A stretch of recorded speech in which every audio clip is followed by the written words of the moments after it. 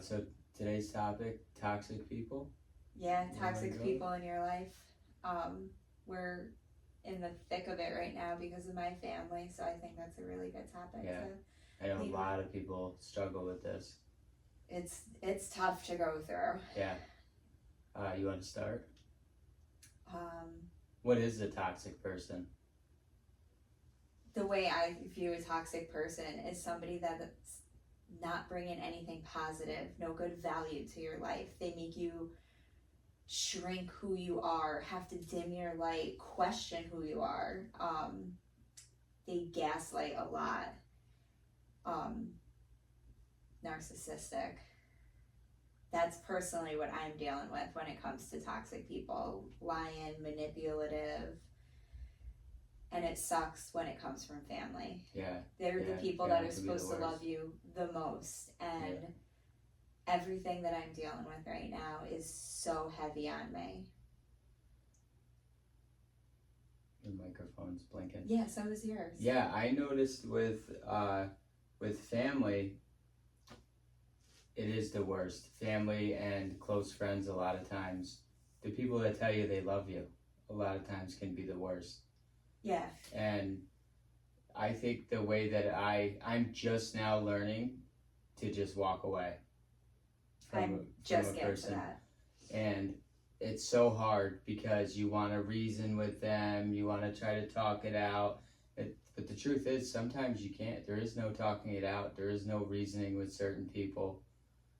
For me, a toxic person, I think even a lot of times it's their lifestyle too. I think that if you're eating like crap, kind of just down in the dumps all the time and always in a bad mood, and it makes you toxic. It then what's inside of you starts to come out, and so you toxic, like toxic kind of goes together. It starts coming out, and it affects everybody around you. I agree with that, but sometimes outsiders, I feel, and I've noticed too with like other family members of mine, that these really toxic people gaslight everybody else into thinking that they're these upbeat, always positive, easygoing people, because that's the image my parents always put out. And even growing up, we knew like if we had family issues, we kept it directly inside of the house and always acted like we were the picture perfect family outside of the home, which you always thought that growing up. So like the public perception versus what it actually is totally different. Yeah. And then when you do, like I noticed for me when I tried to speak out to cousins and stuff, and I was like telling them stuff that was directly said to me, they would be like, your mom? Your dad? Like totally. They can't even see it. They can't see it. They can't wrap their head around it. And then these toxic people go around. My mom loves to play the victim. So she gets this empathy from all of these people. I think most toxic people in general play the victim. Yeah. And it's tough because it really paints me as the villain, which I had a hard time with for the longest time. I didn't want to be the villain in anybody's story, so I kind of was a doormat. Yeah. I think you could agree with that. Yeah. I just like did what I needed to do to survive being in the family I'm in. Because like you're always told, well, that's just how it is. That's just your sister. Oh, that's just your brother. That's how they are. Right. And you kind of just taught to just deal with it. Our mics are off. Sorry, we're still trying to get the mic situation figured out fully. I think it's coming from that part. I'm just gonna.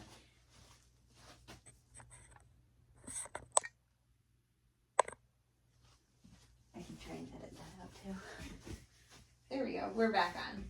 So, when is it time to walk away from a toxic person? With me personally, I think when I really realized who they are, and for the longest time I was making up excuses. Yeah, I think these are just going to shut off again. I was making up excuses saying, like, with my parents, our children are the only grandchildren that they have. So I like used our kids as an excuse, like, oh, well, when they see our kids, it makes them happy. But I came to the realization, if somebody's toxic for you, why do I want them near my kids? Like, what value are they really bringing? And the kids, and I always said I would never do it too, because my mom's mom was toxic, and I would see how stressed out my mom would be the once to twice a year that my grandmother would come around. And it made me view my grandmother a certain way, because I could see how she made my mom feel. My mom was a completely different person when my grandmother was around, and I always said I would never do that. And then I fell victim to doing it. Yeah. I know our children see I'm a different person when Grammy and Papa are coming to visit. They see the stress. I'm trying to make everything perfect, to the point where I asked our daughter a question, and in front of my parents, because I was proud of her knowledge and response on the subject matter, and she froze up. And I asked her later why she did that, and she said that Grammy and Papa make me nervous. And I'm like, it's going on to my child now, and I can't let that happen. And I think the big part when it comes to the kids is people are constantly trying to give advice or what they may think is something that they learned or how they live their life, trying to pass it on to the kids. And that might not be the way we are trying to live, or that might not be what we want them to really know. Right. You know, if it is something that somebody claims to be true, but it's really not true, they were tricked into it. Now our kids are being told the same thing. So then it comes in where we're correcting them afterwards. So you don't want to do it in front of them, right? Embarrass everybody. So we're constantly correcting the kids, you know, like, hey, so-and-so told you this. I just want you to know that's not true. This is actually the truth over here. It's confusing for a child. It's really confusing for the kids. And for our situation, we look different to the kids because we live a certain way and have a certain set of rules in our home. And it's kind of not like that anywhere outside of our home. Right. So to our kids, they're kind of like, well, they get to do all of this. They get to eat all these snacks and the candy. How come mom and dad don't? So it becomes where we're kind of like the odd ones out and the weird ones of the situation. Right. And that's kind of what we're dealing with now. On a small scale. Yeah. Yeah. Definitely a small scale. Because the issue at hand right now with my parents is my dad, well, it seems to me that he loves a sense of control. And I always followed his rules. And I finally, when it comes to our children and how we're raising them, started standing up and saying no. And he did not like that. And the pushback has been insane. Yeah. Because we're not raising our children the way he thinks is best. Right. And it's causing a lot of turmoil between. But he's also from that generation of the boomer generation. We're always butting heads with this generation. Right. They still buy into the system, a lot of it. They believe all of it, even through C-19 and that whole thing. Right. I mean, even they live through that and they still trust the system. Yeah. And so the disconnect comes in because we're kind of all anti-system as much as we can. And that's where the conflict comes in because they're like, no, well, you have to live. This is how it's always been. Right. And no, you got to do this. And we kind of go against the grain. And so that's where the conflict's coming in now. Right. Between the two sides. It's terrible. It really is. And no matter what evidence we bring, they don't care. They just refuse to look at it. Yeah. That's the thing with the boomer generation too, is that they'll tell you how it is. And if you tell them any different and bring the proof, they don't want to see the proof. Yep, and that's the issue we're having right now. They don't want to see any of it. Yeah, and I feel like a man should always try to gather up all the facts of the situation before making a decision. So you should be willing to, okay, let me see what you got over here. Let me look at all these facts over here. You know, times have changed. The internet makes it so that all this information's right there at your fingertips. You have to be careful there too. You know, there's a lot of, depends on what you're using for a search engine, what website you're on, things like that. even AI has been trained by the same people that lied to us. Exactly. And the boomer generation will do a quick Google search and just read the first article that comes up, and they don't understand, well, who sponsored that article, who paid for that.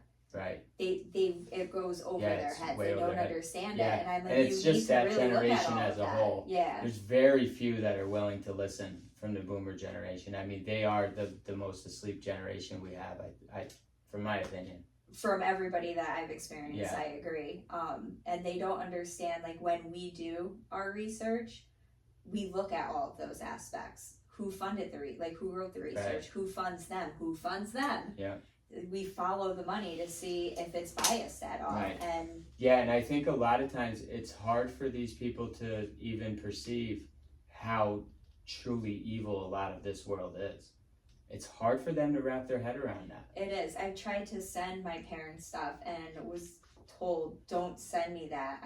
I don't like to see those things. Right. Just send me pictures of the kids. Which is fine if you don't want to see it and you don't want to, dive. Some of it's scary. It scares them. But you have to acknowledge that. But you can't say you can't say you need to homeschool your children and then not look at the reasons as to why we choose to homeschool our children. Right. And say, no, you need to put them in school. Yeah. You need to, again, look at all the evidence, statistics, things like that. Right. The curriculum, what are they teaching the kids? And then come to your decision on if you should be homeschooling or not. Don't just say, no, the kids need to be in school. Look at the facts and make a decision off that. The kids maybe school was okay back in the 60s and 70s when this generation was growing up. But it's not what it was. No, not at all. The education system, classrooms, things have changed. Yeah. And it's not a place where I want my kids raised. And I'm in complete agreement. And I think, so what I was going to say too with the whole toxic thing, a lot of times, I may have heard this from somewhere, if the person doesn't care what's going in their mouth, they really probably don't care about what's coming out. And that's a true statement. Right. I mean, you get somebody that's kind of eats whatever, they're not conscious at all with their food, they just eat whatever's in front of them. They will have outbursts, say random things. They can't control their emotions, things like that. And that boomer generation falls into that category. Yeah. A lot more often than not. Our last altercation with my parents proves that example. I would never read the messages to the world, but if you read what we were saying versus what they were saying, you would never know who the adult was in the conversation. Right. You would have thought it was reversed. And yeah, they were just totally out of left field, spewing out such vile stuff from their mouth. It was disgusting. Yeah. And we just kept coming back with facts and love, and it angered them even more. Yeah. And you can, sometimes when it comes to a toxic person, the word love will piss them off. So if you're in like a debate and it's starting to go to an area where you don't really want it, you could tell it's getting out of control, and you just say, look, we'll agree to disagree, I love you. It sets them off more. I was literally told to rot in hell when I said, I love you. Yeah, it's bizarre. Right. The response was, I don't love you. I don't even like anything about you. Rot in hell. Yeah, from a mom. From my mom. Yeah. Because I said to her, I understand why you're saying everything that you're saying right now, and I just want you to know that I love you. And that was the response that I got. Yeah. A lot of times, too, that it really, outside of even the eating habits, it's also has a lot to do with healing from trauma and things that have happened throughout their life. A lot of people don't heal from these things, and they just kind of try to block it out as if it never happened, and it's just kind of stored away, and then that comes out of them when their emotions are set off. Right. And so because they're not choosing to heal within, it's coming out. And so that person that's in front of them is getting, brutally with words just demolished. And it comes from inside because there's so much hurt and trauma inside that was never healed. It has to come out. Right, and that also falls in line with you can't love others if you don't love yourself. Right. They're so traumatized. It all starts with and they hate loving themselves, yourself. so of course they're going to hate others. Yeah. And unfortunately, even your own children. And that's been coming out on my end with my parents. Yeah, see, I never had a close relationship with either one of my parents. So probably a whole nother podcast for another time, but so I don't have to go through what you go through. I sort of have that, they live how they live, I live how I live, we talk, we get along, but we don't have that, they're not involved in my life at like how your parents try to be involved in yours. They don't try to control what's going on with the kids. They don't even really ask me about things like school or anything. Like, they don't ask the kids how school's going. No. That's another part of the programming too, is even the conversation this boomer generation has a lot of times, it's just what they're programmed to talk about. Right. The weather, how's school, how was work, oh, do you have plans for vacation? Like, this is all just programming. Yeah. On full display. Just the surface level conversation. Yeah, oh, how are the Knicks doing this year? Yeah. Things like that. There's no substance to the conversation. No. And as soon as you bring something up, you know, maybe World War III kicking off or something along them lines, it triggers something in them. And then that's where they get angry, and you gotta take the okay, let's go back to sports. Right. Okay, let's go back to the weather. Right, lead them back to where they're comfortable. Yeah, where they're most comfortable, right? Yep. Yeah. Because any conversation that has any substance, they have an emotional response to it. I used to just have surface level conversations with my parents, but when I woke up, I craved more than that, and a lot of conflict started coming in during that time too. Well, once you started to set boundaries, and we were kind of like, it really came down to the kids. When certain decisions are made and it doesn't align with their beliefs, that's where the problem comes in.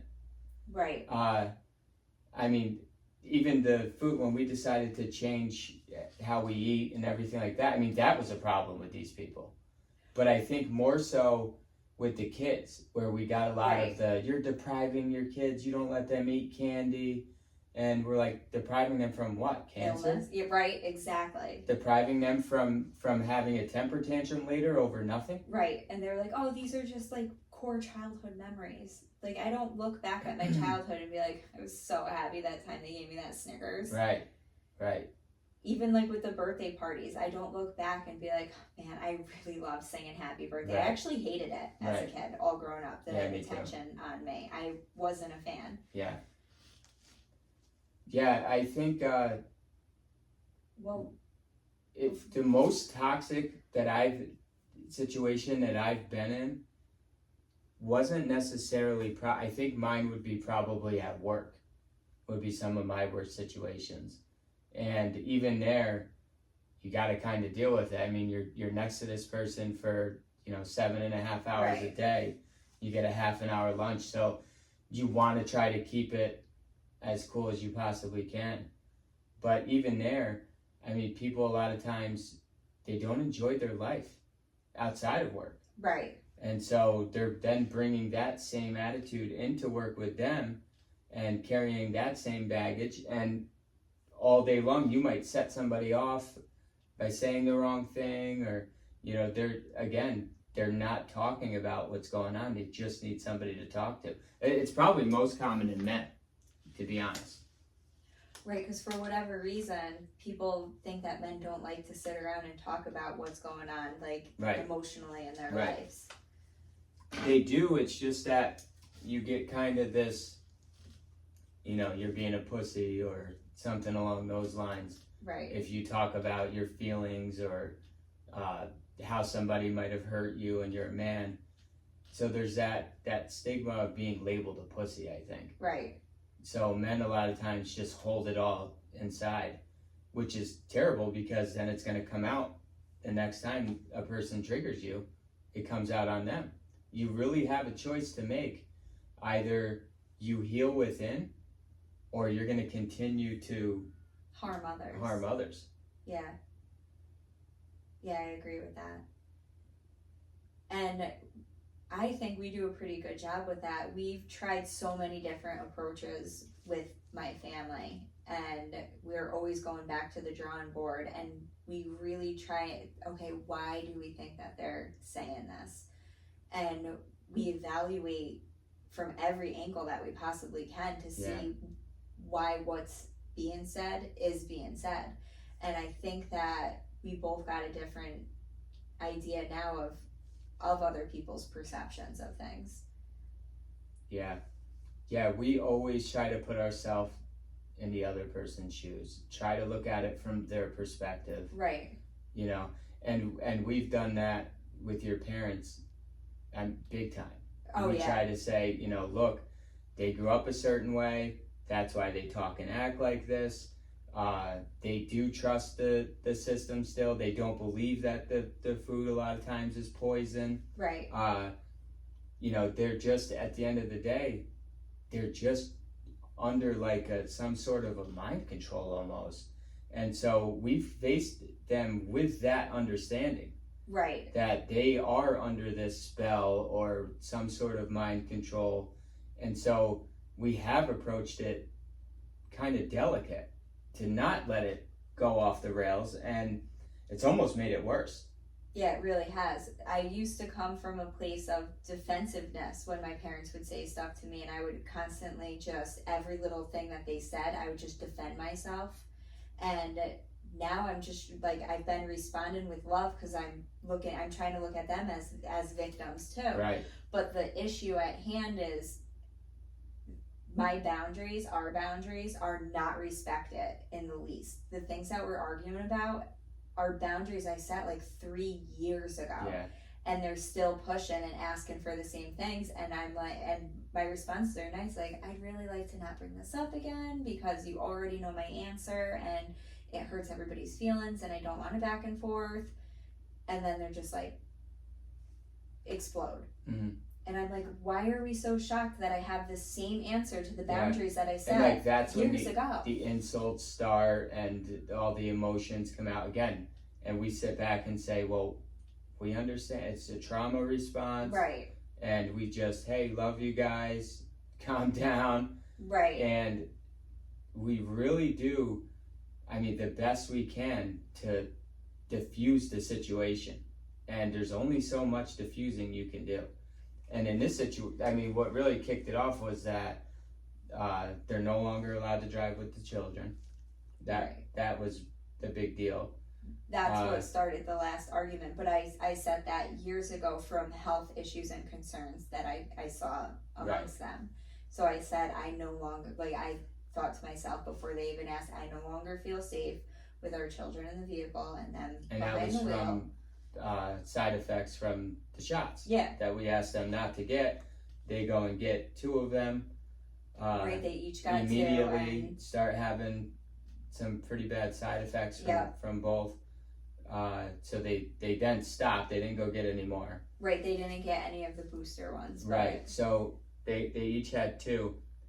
But that's what made us say you can't drive with the kid. I mean, what if something happened behind the wheel? You have a health episode with our kids in the back seat. I mean, come on. I watched my dad scream in his garage because he was holding our son when he was little, and his whole arm started just shaking and having these crazy muscle spasms, and he's yelling, grab the baby. And I had to run over and get the baby before he dropped our baby on the concrete floor. What would happen if you were behind the wheel of your car and your arm goes through, and now you can't steer correctly or whatever? I mean, and this is stuff that somebody should, although it probably sucks to be told you can't drive with your grandkids, there should be some sort of an understanding of why.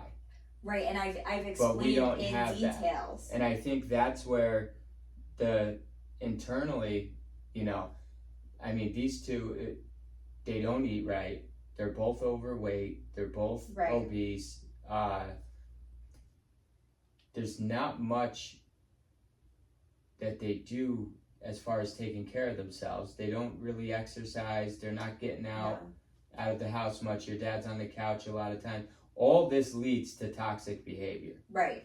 And so that's where, and we've tried to help them with all of that. And they're stressed out receptive. because they have a lot of personal stuff going on with my sister right now, who they feel that they can't go after her because they're afraid she'll use again or something. Yeah. Because she's just getting out of rehab and cleaning her life up. So I'm the easy target. Yeah. Oh, let's just take it all out. Everything we've been bottled up and holding in. Their relationship, because my dad can't complain to my mom about all of her illnesses because instantly she's like, oh, my blood pressure. Yeah. And for her, the reason she can't drive with the children is because she had what, 3 or 4? 4 heart attacks. Of a year. Within a year. And still, she shouldn't. And I've said, still drives to the store on her own now. Currently. On a regular basis. Yeah. And I've said, you should not be driving at all. You put not just yourself, but everybody on the road at risk. And the answer to that from my dad was, well, she only drives when she knows that she's feeling fine. Her last heart attack happened right after she parked her car at TJ Maxx. Yeah, it's dangerous. So obviously she felt fine when she left the house to go shopping. Yeah, I wish there was some sort of, but that's I guess the reason for this conversation is that I don't think when you're dealing with a toxic person or toxic people, I think you do get to a point where there's no reasoning with them. There's no getting them to understand. So at some point, even if it is your parents, you have to make the decision to walk away. And that's the point that I just recently got to, because I'm like, I have literally exhausted every option that I can think of.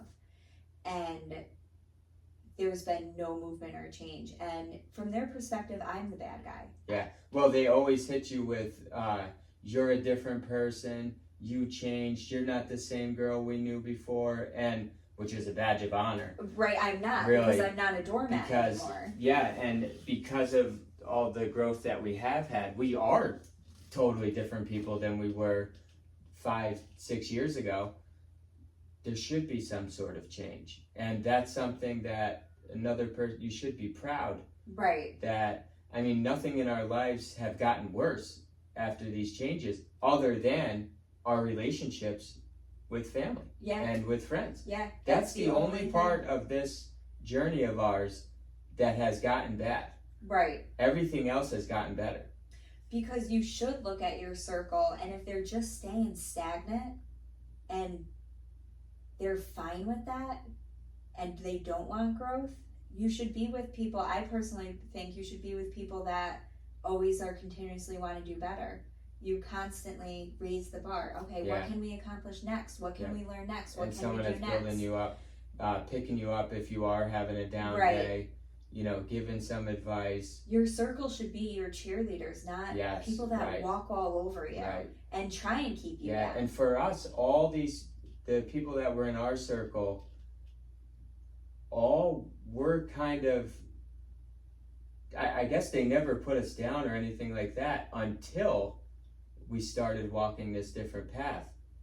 That's when they started putting us down, warning us, mocking us, oh, things you guys like think that. You're better than us? Yeah. And we've been told how many times that we think we're like high and mighty, and we're not saying that at all. Yeah, we don't say that at all, We try not to be judgmental, even though everyone constantly thinks we're judging them. Right. When somebody says, I'm gonna have a beer, would you like one? And you say, no, I don't drink.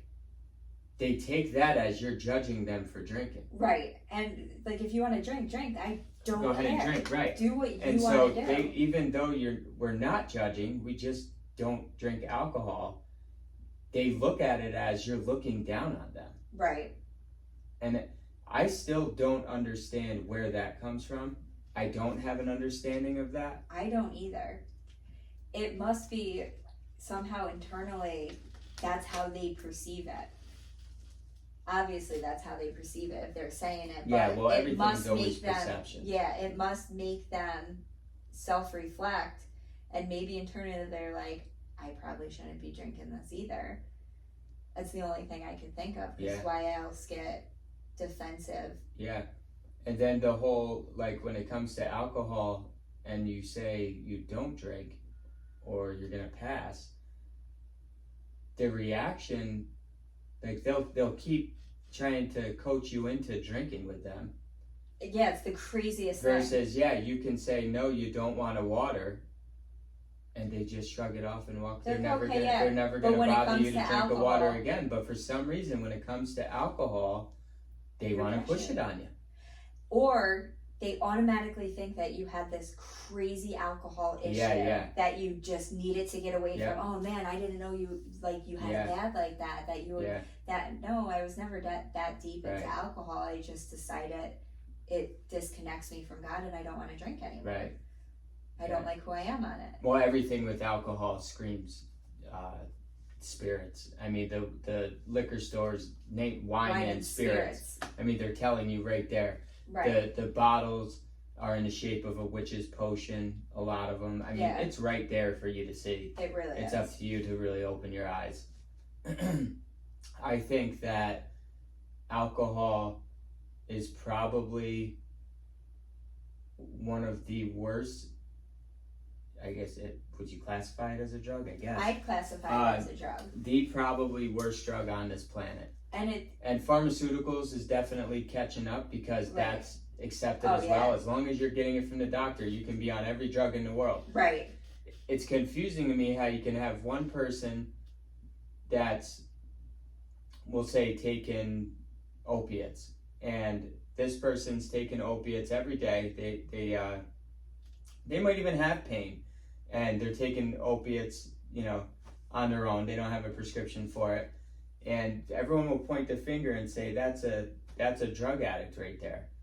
But then the person sitting next to them can have a script from the doctor, be on just as many as the first person, and they're not an addict, and it's okay, and they're not known as. They don't have that label of drug addict. Right. That to me is so bizarre. That's part of the matrix and the programming. Oh, absolutely. There's no difference. No. A drug is a drug. And if you're taking these drugs and it's not for a reason, you're an addict. Yeah. And most people get hooked on pharmaceuticals from an injury that they had, and it started with the doctor, and then the doctor took the script away, the doctors, and they were like, they get this passed as they're not part of the problem, but they're peddling all these drugs. And a lot of addictions start in the doctor's office. I agree. And then when they can no longer get the script because they might cut it off, or you start taking too many, you need more, you start looking elsewhere. Yep. And then before you know it, you have this addiction that's out of control, and you can't stop it. I don't know how. And it all started with the doctor's office. That goes to toxic people as well. Is the drug use. Yeah, and nowadays it's hard to tell. You can be working with somebody 8 hours a day, and you won't even know they're under the influence of a drug. No. Sometimes it can be obvious, I feel like, but other times you're like, I had no clue you were on something. It's not like it was back in the day, I guess you'd say, where you could point and say, yeah, that person over there looks like a drug addict. I mean, you can't look at them a lot of times, depending on where they're at with the addiction. You can't look at them and point and say that's an addict right there. A lot of times they don't fit the script. No, I don't think I know a single person, a single household where there's not at least one prescription in the household. Aside from ours, we have no prescriptions in our house. Yeah. And aside from us, I don't know anybody where I, like, personally, that I can be like, oh, like, are there prescription medications? And I mean, that's probably the goal from the pharmaceutical company, is to have a script in every home, house. Multiple. I mean, you're guaranteed to get your money every month. Right. These people can't go without it.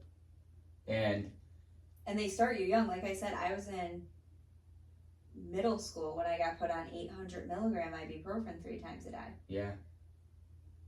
Yeah, and well, you come from a background too of people that trust the medical system and always have. Oh, they're worshipped. So so I mean, it's shoved down your throat at a young age. Yeah. And then you grow. I was telling Lily earlier today, they are now, all the kids' toys, we go down the toy aisle, all the dolls and even the Barbies now, they come with medical devices and they got the white coat on and like Doc McStuffins, right, stuff like that. They're programming the children now to accept all of this, so it's normal. So they're taking care of their stuffed animals that are sick like it's normal to be sick. Right. And it's taken over where most people, it is normal to be sick. And at our home, it's the opposite. It's not normal to be sick.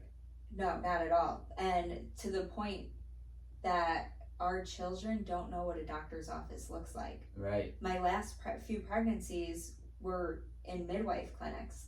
So when Lily got to go with me for the last 2 pregnancies, she saw me go into a room with couches and toys and like it looked like a living room. Yeah. And I would lay on a couch to hear the heartbeat and stuff, but like in her eyes, that's what a doctor's office probably looks like, is a living room. Yeah. Like if we ask, I'm curious now to say, what does a doctor's office look like? Yeah. To see how it's described. But if you ask all these other kids, they're gonna like describe this cold environment with paper on this high bench thing that you have to sit on. And our kids, they don't know that world. Yeah. Yeah. And it becomes where even those types of conversations, if you tell someone that if you maybe ate differently or exercised a little bit, you wouldn't need that pile of prescriptions you got over there. I mean, the first thing, oh no, I need this. Right. Oh no, I can't go without this. They all defend it. Yeah. Yeah. And again, that toxicity starts coming out. Yep. Right there on the spot. And they don't like to be told that they can heal outside of that doctor's office. And for us, with the health coaching that we do, a lot of times we aren't getting a phone call. At least what I've noticed for me, I don't get a phone call until every other option was exhausted. Oh, same. I've helped. And you would think you would be getting it prior. Right off the bat. But for me, I get these phone calls when the doctors are stumped or they've tried everything and there's nothing else they can do and this person's suffering, then I get a call. Right. Oh, hey, they weren't able to help me. Options. Let's see what you got. Yep. And then I get the opportunity, but it's always after the fact. They're already sick. They're already gone through, could be chemo or whatever. They've already gone through it, and it's literally their last ditch effort is to call me. Right. I'm currently helping one female, and I helped another one, but by the time females come to me and they're like, you reversed your infertility and got pregnant, I've been trying for years, but it's literally 3-4 years by the time they come to me of trying. Right. Like, you didn't think to ask me even months in of trying and not having any success? Like, hey, well, I think a lot of times do? they don't believe us. And so it does get to the point where they've tried everything else. Might as well go this route and see what happens. None of this worked. Yeah, and I've even been told by people before, well, sometimes you'll struggle with infertility, and then once you get pregnant, your body knows what to do. Yeah, they'll start making excuses. I've had that. Yeah, and I've had that happen so many times, and I'm like, no, you don't understand. It was physically impossible for sperm and egg to meet because I didn't have a fallopian tube. Right. Yeah, people, they want to discredit. Right. As quickly as they can. They don't want to put in the work. It was hard work what I did, and they want a baby, but they like a whole lifestyle change. Yeah. Like a baby's not a whole lifestyle Right. change. Right. Yeah. Which is toxic. Yeah, it's very hard to deal with people around you that are struggling with their health, are struggling mentally, and you have all the tools. They have all the tools to help themselves. They don't even realize it, but you might have the tools and the information to help this said person out of their situation.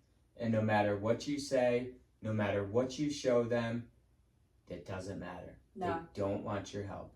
But they will continue to complain to you every time they're around you about their leg or their back or their head or how they're going through these bad thoughts, things like that. But every time you give a solution that isn't a pill or a quick fix, they shut you down. Right. I can't do that. I don't have time for that. I hear that all the time. I'm like, you ever open the Bible? I don't have time for that. But you have time to watch TV. Right, exactly. But you have time to scroll social media in the morning. Yep. You have time for anything. You make it's time up to you to make the time. Yeah, if you want it, you make the time to make it happen. And what I've noticed with health is people don't make the time to take care of themselves until something happens and they're forced into it. Even then, though, like with my mom, she still doesn't want to do any, like, she'll just, oh, what supplements do you take? And I'm like, I can tell you what supplements I take, but you I've have told her to a million change your times. lifestyle. Yeah, I'm like, you can take it. It's all a waste of your money. Yeah, and I've said that. Because none of that's going to help you. If you're still eating all this shit food, you can't just take a couple supplements and hope that all that shit food isn't going to affect you. Oh, I take oil of oregano now. That's good. Are you still eating? I know a guy that I'm always saying so. He wants to do the right thing, and he does for the most part. But he'll eat, pork a lot, things like, and I'm like, hey man, why are you eating that pig again? And I'll send him Bible verses or things like that. And in his mind, and he'll tell me this, well, I'm just going to take ivermectin tomorrow. Right. To make sure that doesn't happen. I can eat like this horrible food and just they because think I'm going to take that. So now with ivermectin, people think even more that they can kind of do whatever they want with the food, and then, oh, don't worry, the ivermectin will take care of it. Right. And I'm like, it's just such a terrible way to look at it. It is. And I'm like, just stop eating the crap. Right. You'll feel so much better. And I think a big part is, and some people that are toxic, and when they start talking, I mean, right off the bat, you can, first of all, a lot of times you can feel it when you first walk in the room. Right. The energy pulsates off these people. It really does. And I mean, your radar starts going off. Probably shouldn't be around this person.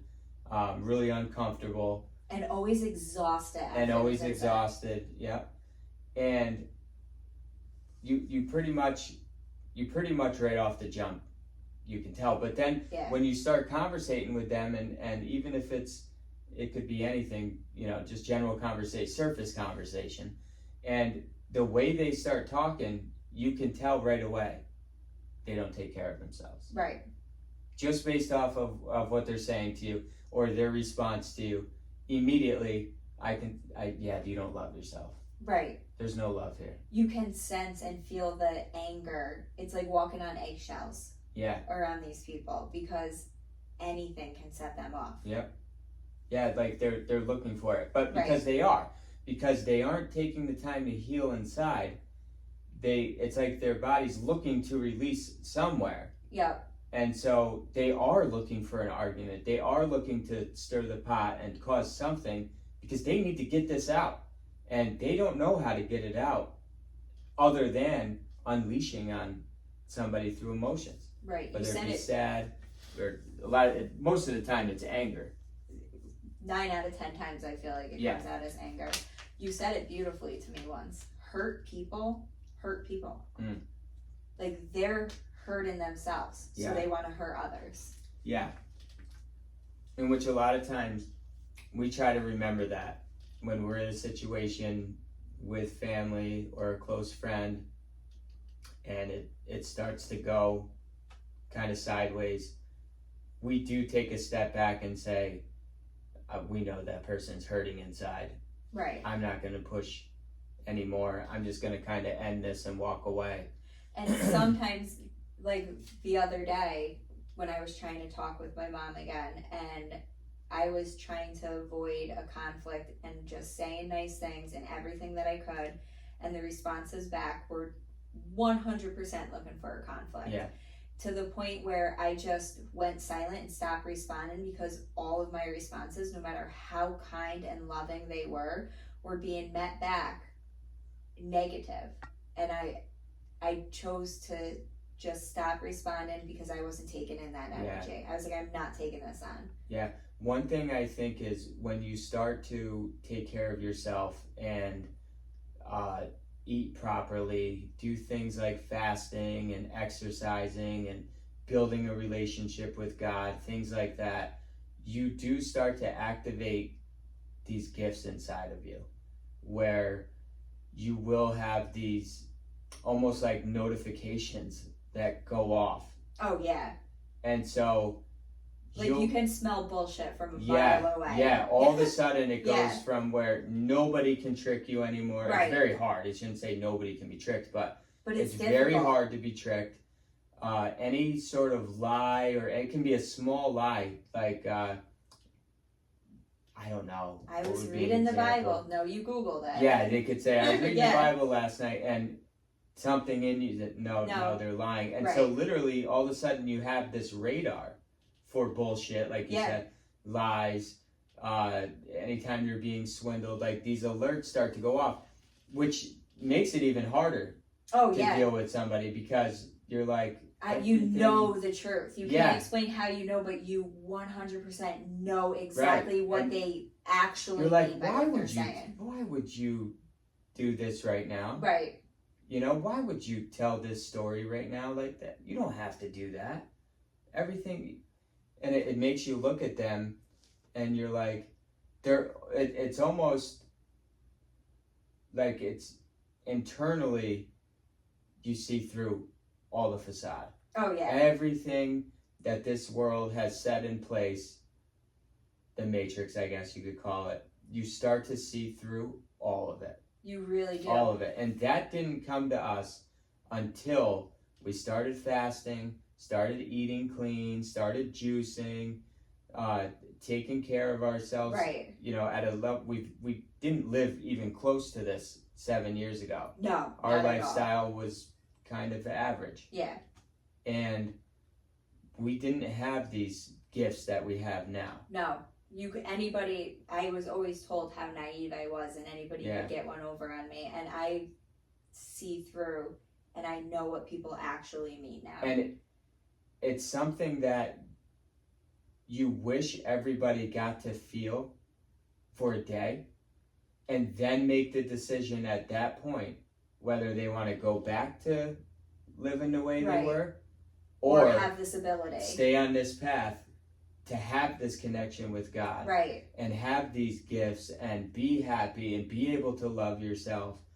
You wish they could spend one day in that area so that they could, because nobody would want to go back. No one believes you. We didn't know what was on the other side, and there's no way to explain it to someone.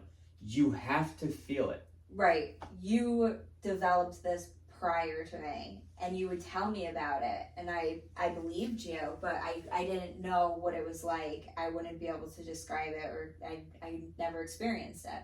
And then when I did, I'm like, oh my gosh, like nobody really can get anything over on you. Yeah. Like I get it now. Yeah.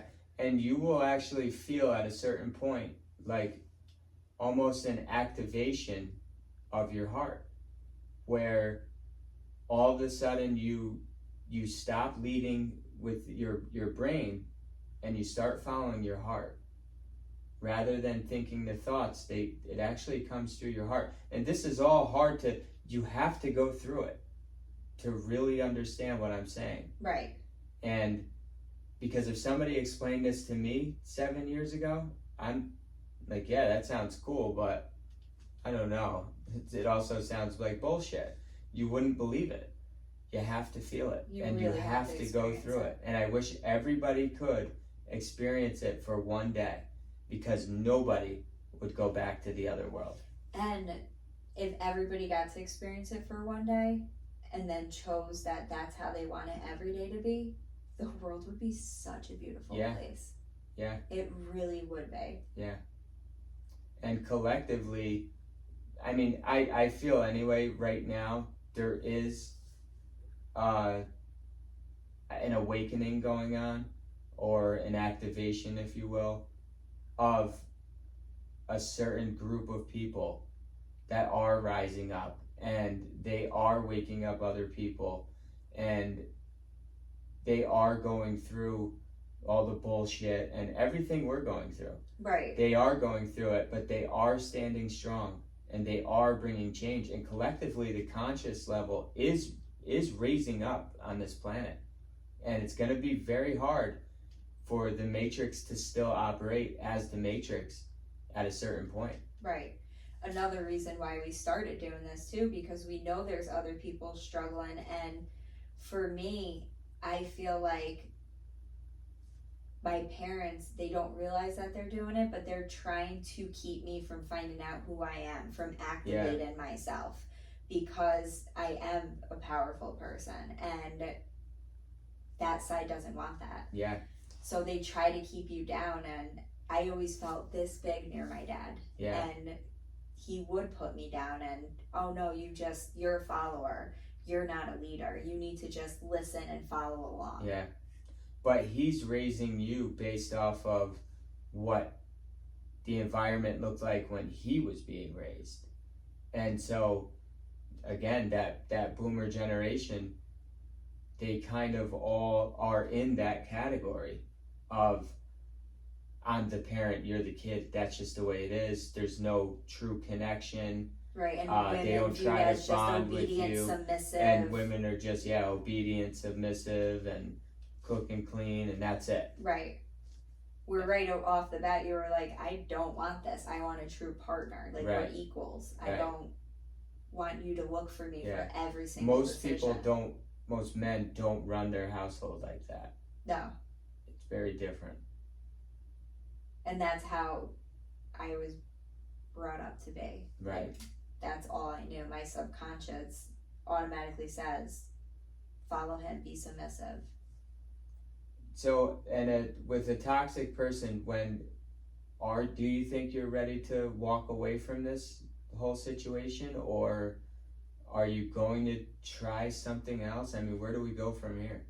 I personally feel like I've tried everything, and I can sit good by walking away, knowing that I exhausted all options. And I'm not walking away out of a place of hate. It's out of love, because every time I have to continuously stand on my boundaries that I've created, because they've shown that they don't respect it. So the boundaries have been set, they don't ever respect my boundaries, and then it causes a fight, and it's just a continuous cycle, and everybody gets hurt, and it's so toxic that I feel that the next move is to quietly distance. Yeah. And it's not out of a place of hatred at all. Like, I do love my mom and dad. They're my mom and dad.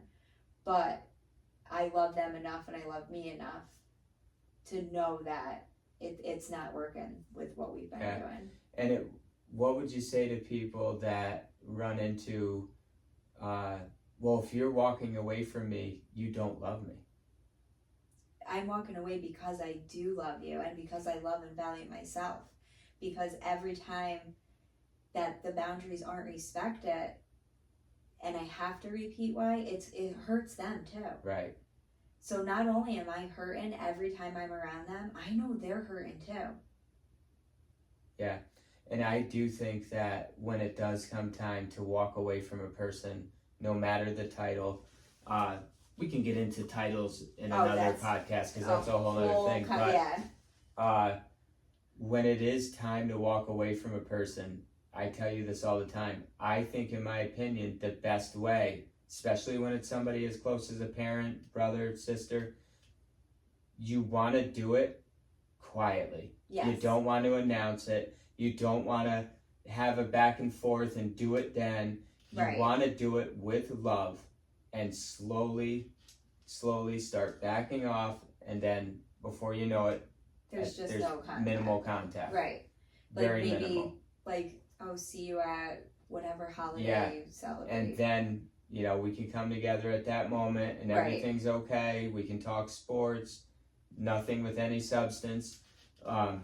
But backing away slowly is best, because even exiting the situation, the relationship, I should say, can cause a lot of turmoil in its own and turn into a whole nother situation that you're dealing with, walking away from that Right. person because they don't understand how you can do this. Right. And even though they're on the other end of this toxic relationship, they still, they sort of, to them, they sort of feed off of that because they are in that negative polarity.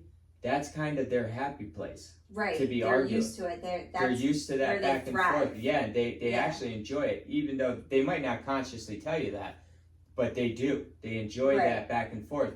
So when you're walking away from that, they're missing something now. They're not able to use you as someone they can Right. release on and argue with. So that in its own will piss them off again. And now you have a whole nother situation over you trying to walk away to stop this from going on. Right. I So- did it incorrectly toward the end of my pregnancy, this last pregnancy. And you even said, oh, you probably shouldn't have done it that way. But I said, like, you guys are causing me a lot of stress right now. I'm blocking you. And I blocked them.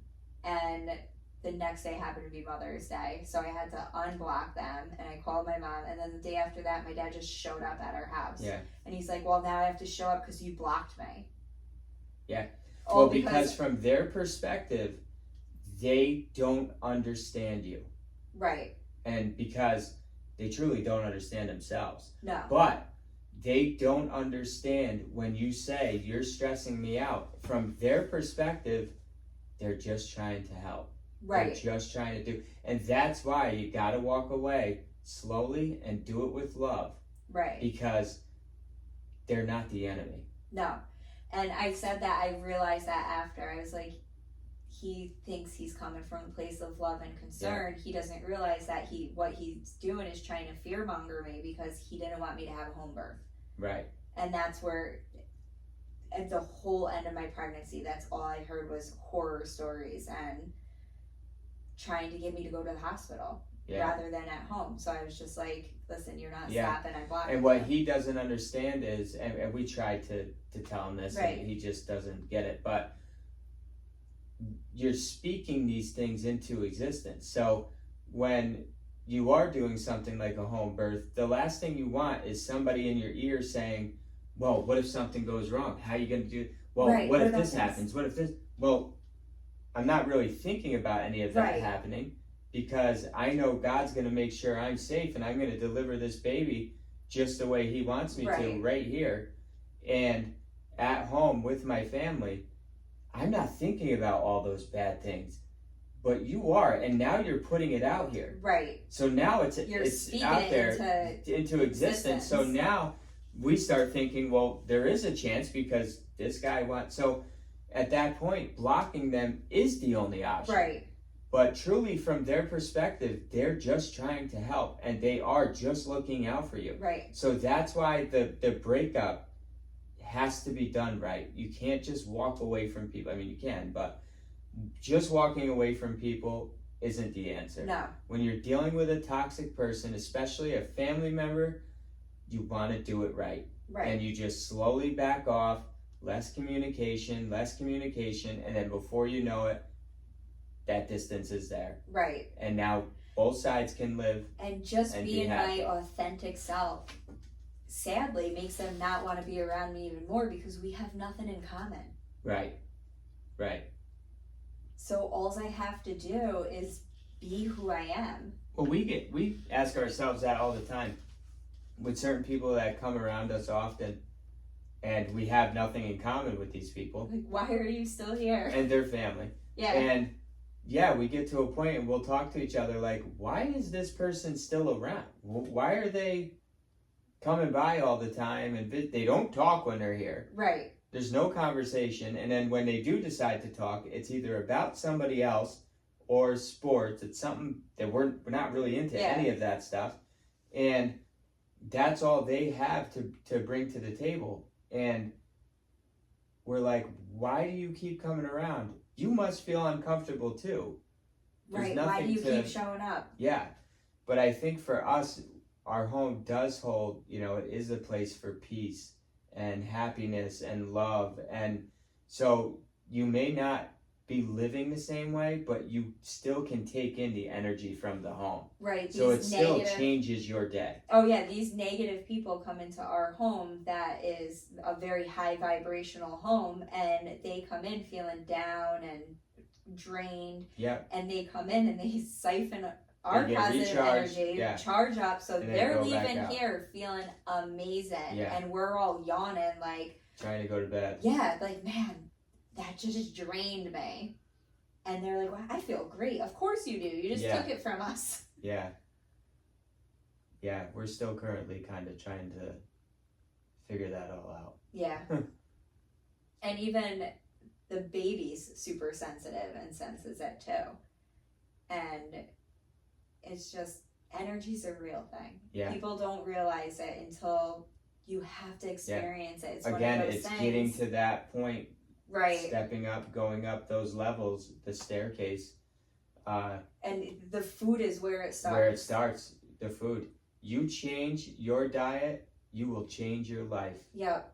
And even foods hold vibration. If you're eating this processed food, you're going to be a low vibrational person. And if you're eating the living food that God put here, that's high vibrational food, you're going to like... Yeah, I mean, you're either eating life or you're eating death. It's that simple. So it goes into yesterday's whole conversation. Right, right. I feel like everything that we experience, the toxic people, the changes, the gifts, it all really does start with the diet. Yeah. Yep. And that for us was the beginning. Yeah. And God took us on this journey. From our perspective, it seems perfect because everything went in a certain order for us. And if you skip a step here or skip a step, I think that's when things kind of get a little jacked up. And for us, it all started with the food. God led us through this beautifully. Yeah. And we've learned so many like it is tough going through it. And and it wasn't only changing what we ate, it was the cleansing and the fasting and getting all the crap out of us to start. And then gradually we started to feel different, and then now here we are today. But yeah, it definitely all begins with food. And I would say the same thing about a toxic person. Yeah. It all starts with what you're putting in your mouth. Yeah. Yep. If they're not taking care of themselves, they don't care about themselves, they're not going to care about you. And if you make the decision to start going on a path of accountability and really taking control of your health and taking control of your life overall and really trying to live a certain way, don't let any of that outside noise get to you. All of those opinions, all of the advice that people want to give you, it's all from their perspective. So whatever is going on in their life at that moment, and which is what the reason that they're giving you this information they're giving you, it may not be the information that you need. Because your perspective is not their perspective. Always listen internally. Don't listen with your ears. Always listen internally. Listen with your heart. And in order to start listening with your heart, you need to start taking care of yourself. And it all starts with the food. Right, and it really does. And that was so beautifully said, because so many people look for outside validation. And we fall trap of that. Let's post on social media and see what people say about this. Yep. It doesn't matter what they say because they're looking at it from their perspective. Yeah. Whatever they're going through in life, that's what their answer is going to be. Matters right here. That's it. And so with that being said, that's how we'll end this one, and we'll be back on. I guess we'll probably do a video tomorrow too. Yeah, we're on a roll. Yeah. All right. Thank you.